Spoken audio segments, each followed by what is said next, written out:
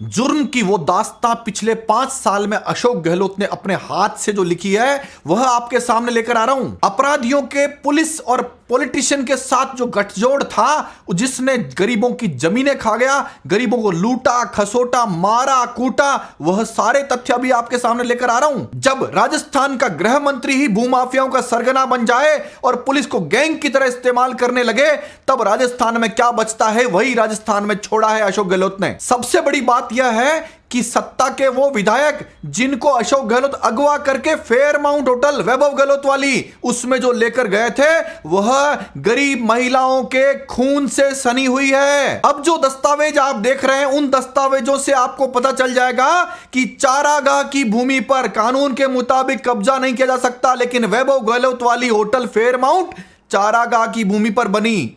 उनका जी इससे भी नहीं भरा, गरीबों की जमीन भी कब्जाने के लिए उन गरीबों के साथ पुलिस गुंडों के साथ गई और उनके साथ मारपीट की, महिलाओं के साथ मारपीट की, उनको लूटा खसोटा घसीटा मारा कूटा और क्या क्या किया वह ये कागज चिल्ला चिल्ला कर बोल रहे हैं। ये जो फाइल मेरे हाथों में है वो गांव वालों ने मुझे लाकर दी। यह फाइल चिल्ला चिल्ला कर बोल रही है कि गोगा देवी, सुगनी देवी, भूरी देवी, लाडा देवी को मारा कूटा, उनका मेडिकल लगा हुआ है, चोटें दिखाई दे रही है, खूनम खून दिखाई दे रहा है इस फाइल में। और वह खून अशोक गहलोत को दिखाई नहीं दिया क्योंकि वो खून गुंडों और पुलिस वालों के साथ मिलकर अशोक गहलोत ने ही बहाया था। आप सोचिए आप किस प्रदेश में रह रहे हैं जिस एफआईआर में इतनी महिलाओं के साथ, इतने पुरुषों के साथ इतनी भयंकर मारपीट की हो, मेडिकल रिपोर्ट लगी हो, लेकिन वैभव गहलोत की प्रॉपर्टी खतरे में पड़ रही हो, कब्जाई हुई, तो फिर अशोक गहलोत उसी पुलिस से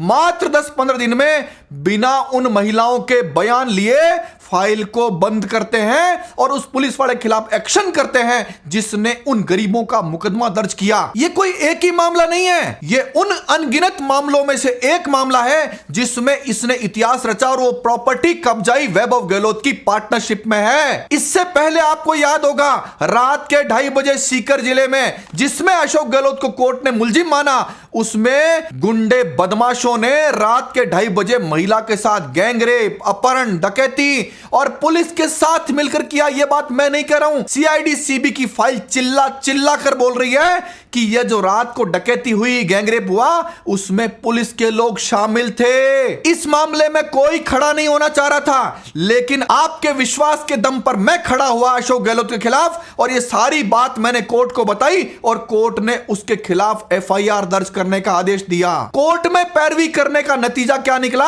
आपके सामने। 9 महीने तक उस आदमी ने अनगिनत झूठे मुकदमों मुझे जेल में रखने की कोशिश की।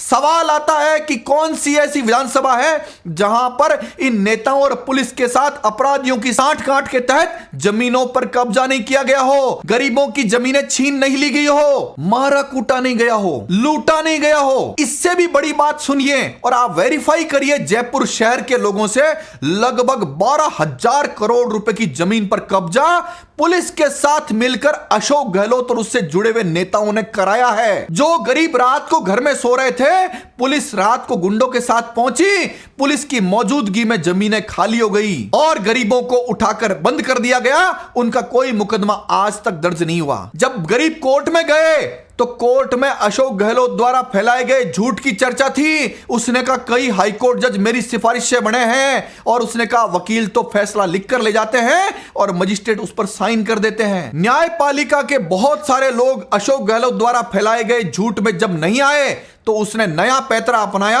और अपराधियों के खिलाफ पैरवी को कमजोर कर दिया। सरकारी वकीलों को हर महीने 1-1 करोड़ पेमेंट तो किया, लेकिन उनको कहा कि आपको अपराधियों के खिलाफ ढंग से पैरवी नहीं करनी है। इस बात का प्रमाण आपने उस केस में देखा था जिन आतंकवादियों ने उत्तर प्रदेश से आकर जयपुर के मंदिरों में बम विस्फोट किए, 71 से ज्यादा लोग मारे गए, कई अपंग हो गए। उस मामले में फांसी की सजा में हाईकोर्ट की अपील के दौरान अशोक गहलोत के सरकारी वकीलों द्वारा पैरवी नहीं किए जाने से उनको बरी करना पड़ा। यह बात उनको बरी करने से पहले ही मैंने आपको बता दी थी, क्योंकि उन आतंकवादियों के साथ जब मुझे जेल में बंद कर दिया गया था, उन्हीं आतंकवादियों ने मुझे बताया था कि जब तक अशोक गहलोत सत्ता में बैठा है, कांग्रेस सत्ता में बैठी है, हमारा कुछ भी नहीं बिगड़ सकता है। देखा जाए तो पूरी कांग्रेस इतनी खराब नहीं है, कुछ जमीर वाले लोग भी कांग्रेस में मौजूद थे जिन्होंने इस पूरे गदर और अत्याचार को देख करके दिल्ली जाकर अपनी बात को रखी, लेकिन उसके बाद अशोक गहलोत ने जो गदर मचाया उस कारण से वो लोग हरियाणा में ही रुक गए। और इससे भी बड़ी बात यह है कि कुछ चंद कांग्रेसी जिनका जमीर अभी तक जिंदा था, उनके खिलाफ एसीबी, एसओजी, सीआईडी और पुलिस पीछे लगा दी गई। और जो अन्य बचे हुए कांग्रेसी थे या निष्पक्ष कांग्रेसी थे, उनको उसी फेयरमाउंट होटल में ले जाया गया जिसके बारे में मैंने बताया कि महिलाओं के, गरीब महिलाओं के खून से सनी हुई है। आज उन माओ बहनों की चोटें चीख चीख कर आपको आवाज दे रही है कि उनके खून से सनकर फेयरमाउंट होटल में जो किया गया काम, उनको कूटा पीटा गया, वह आपसे मांग कर रही है कि क्या ऐसा राजस्थान हमको चाहिए था, और अगर नहीं चाहिए था तो वोट की चोट से इनको जवाब दीजिएगा। धन्यवाद। जय हिंद, जय भारत।